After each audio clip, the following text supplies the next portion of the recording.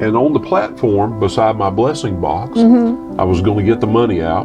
There was a ledger pad there, and it had Russia trip, $1,500, and there was 30 names on that list. And we didn't have the money. I mean, we were really scraping the bottom of the barrel during that time. But Nancy taught in the Christian school. One of the students' mothers came to pick up the student and said, I need to meet with you and Tim. So they came over and she said, my husband and I signed up on the list to go to Russia, but last night when we got home, the Lord said, you can't go, but send Tim. Do you want to go? Wow. She didn't know I had signed up on Oh the my list. gosh.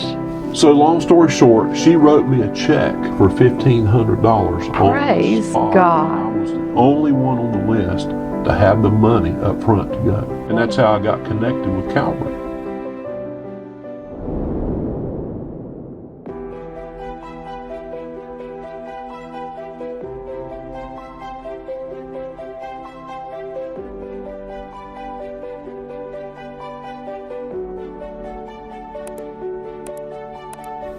Hi, I'm Connie Cenac. Welcome to my corner of the world, Connie's Corner. I'm so glad you could join me today because in my studio I have Tim Lovelace, who is the founder and CEO of GlowDev, which is an organization, international organization that helps poor communities come up in their standard of living and feed themselves, and a lot of other things. But I'll let him tell you all about that because we're going to be talking about him and his journey into full-time ministry as a missionary. Thanks for being here, Tim. I'm so glad you joined us. Appreciate you having me. Yeah, I've loved hearing your testimony. I mean, going from the drug culture, I don't even understand that culture because I was never really a part of it. I was born too early. I probably would have been in it if I'd have been born in your generation, your decade, but Possibly. thank God I didn't.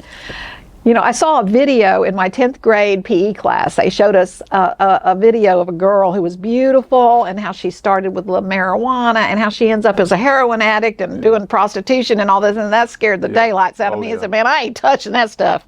Plus, it involves needles. Forget it. Well, fortunately, I didn't go that far. Oh, good. Yeah, I saw a lot of the good, the bad, and the ugly. Yeah, I bet you did. Good only meaning that I had friends that we were close, and some of those friends I still have. Oh, good. And their lives have been changed. Yeah, too, of course. So that's good. Yeah, I know That's heroin good. addicts that have been radically saved. Yeah. Is that Russell Brand was one, right? I don't know his background, but I do know he was radically saved. Yes.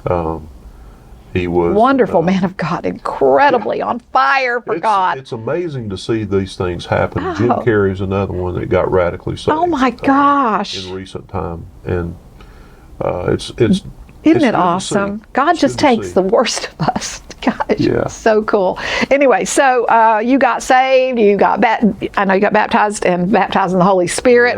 Yeah. And you and your wife were discipled by your pastor. You were very blessed to have someone that would invest so much of himself and so much of God that's in him in your lives to prepare you for the calling that God's had on your life. So tell me, how did you end up going full bore into full-time ministry? Well, thank God for our home church, the one that Oh, we yeah. joined. They would have guests come in, like it was about 150 member church at that time. That's a nice And size church. When I got saved, I wanted to just serve. You know. I was excited we were at the church every time the lights were on. Yes, that was us. I was groundskeeper, children's church worker, youth pastor, became sound man. Anything that they needed done, I was available. To my detriment sometimes. So Some things are good, but they're not necessarily God. yeah. But I just wanted to be with the body. You know, that was my new Serve the family. body. And so when my dad sold the business, I went into insurance, hated it. I did okay, but it just wasn't my cup of tea. Then in my hometown, there were a few jobs. So I went to work at a truss manufacturing plant, making roof trusses and floor trusses. That was tough because it was a rough area to work with. My fellow workers were ex-convicts, and Wow. you know, it was a rough place. But I learned a lot there. And so in my home church, we had some missionaries come and do a slideshow. That was before PowerPoint, you know, had the carousel. You know, yes. Slide here and a slide there. Yes. So we saw that, and God just broke us for missions. You'd have thought we were going to the mission field the next week, but it was 7 years later. Wow. God had to do a work in us, had to get us firmly rooted and grounded in the Word, and in our faith. Really being able to trust God. Well, my pastor, they couldn't pay me to be on staff full time. They wanted me on staff. So what they did, they came up with this good idea called Tim's Blessing Box. And it was an offering box on the platform. And people would give money to that and have to pay my salary at that time. And so we went to a pastor's conference. One of the pastors at the conference was announcing that they were giving up their church and moving to Russia to be missionaries and to plant a church in Moscow. This is before the fall of the iron. This was after that. Oh, it was? Yeah, this was 1991. Okay. And so... By the way, I love Russia. Oh, yeah, we do too. I love the Russian people. I love Russia. I love their history is heartbreaking. I really wish people would just go online, just read and find out what people have suffered for generations. Yeah, it's pretty interesting. Yeah. So I got an opportunity to go on that trip, but let me tell you what happened. So I was at a pastor's conference, and I was always DD, designated driver. Okay. Back when I was BC, before Christ, not before COVID, I was designated driver because I knew when to stop when we were out at the club. But in the church, I was also designated driver for all the church men. When we go on an overnight or whatever, I would always be the van driver because they could trust me to get us home safe. So I wouldn't go to sleep. And so we were at the pastor's conference. We heard this pastor and his wife. They were giving up their church, moving to Russia, and they raised all their support in this meeting. It was the last night of the conference. We were all excited. It was an exciting deal, you know. And they went with Calvary International. Wow. And so during the evangelism explosion, that first year of that. Yeah. Well, on the drive home in the van with all these leaders and the pastor, I'm minding my own business going down the highway. We had been in Birmingham, Alabama. And we were driving home, and it was a 6-hour drive. And it was late at night. All of the men are asleep. My partner in crime, Bobby, was over here in the front seat with me, and he was snoring, you know. That'll keep you awake. So I had the Hosanna tape going. Oh, yeah, good music. Just worshiping, driving down the road. And the Lord started speaking to me. He said, I want you to go to Russia. I know the way that sounds. I'm like, and I'm thinking it was so real. I was thinking Bobby was messing with me because we just heard the Russia thing, you know, at the conference. And so I turned the music up. And about an hour later, going down the road, he said, I want you to go to Russia. So I turned the music off. I'm like, okay. They're all asleep, so this must be the Lord. I felt like Samuel. And so I said, all right, Lord, first of all, my wife is not going to go to Russia because a month before that, we had been having lunch.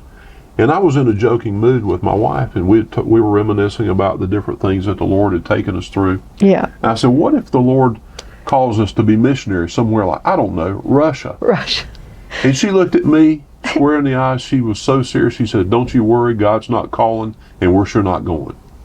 And she changed the topic of the conversation. Here a month later, the Lord is saying, I want you to go to Russia. And I said, okay, you know my wife has already said she's not going. 2 toddlers, 2 small daughters. Oh, my goodness. They were 5 and 6 at the time. And I said, I'm not taking them to Russia. Russians hate Americans. They don't have food. It's cold. I went down the list of why I said no. So I turned the music back on, and that was the end of that story. He didn't say anything else. I got home after midnight. Nancy's asleep. I'm laying in the bed with road noise. Can't go to sleep. He said again, I want you to go to Russia. And I said, okay. here's the deal. If you convince Nancy that we need to go to Russia without me saying anything, I'll go. The next morning was Sunday morning. It was our turn to keep the nursery. There was one baby who slept the entire time. The intercom, the speaker, so we could hear the service, was broke. We didn't hear what was going on. She said during that time, she said, you know, I had the strangest dream last night. I couldn't hardly talk, you know. I said, oh no. So she said, I dreamed that we moved to Russia as missionaries. What do you think about that? I said, well, I need to tell you what happened to me last night. Gosh. So we conversed about that. And she said, well, I guess we need to go. I guess so. But we need to think about, we need to look into who we go with, how we go, what do we do. Yeah. So church was over. The lady went for prayer who owned the baby. She was the last person out. Usually at the end of service, I would go around, pick up trash in the pews and lock up. That was my job, my other job. Well, I was doing that, and on the platform beside my blessing box, I was going to get the money out. There was a ledger pad there, and it had Russia trip, $1,500, and there was 30 names on that list. And she said, did you know anything about this? I said, no, I didn't know anything about a Russia trip. Well, you better put, you know, one of us needs to go. And we didn't have the money. We were really scraping the bottom of the barrel during that time. I put my name on the bottom of the list. I took that pad and put it on the pastor's desk in his office and locked the door, and we left. Well, Monday, the next day, pastor doesn't come in on Mondays. He's off on Mondays. But Nancy taught in the Christian school at the church, at the church there. She had one of the one of the students' mothers came to pick up the student and said, I need to meet with you and Tim.